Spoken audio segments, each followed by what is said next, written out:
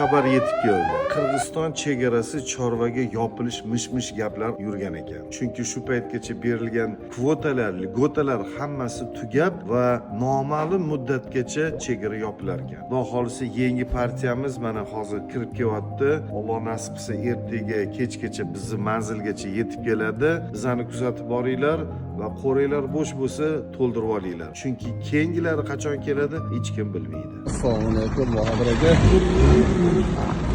Baymoq postga keldik.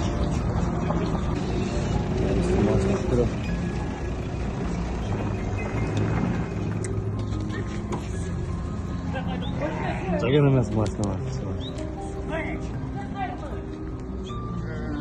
Patla. Oo, anahtarlarni to'xtatib turibman.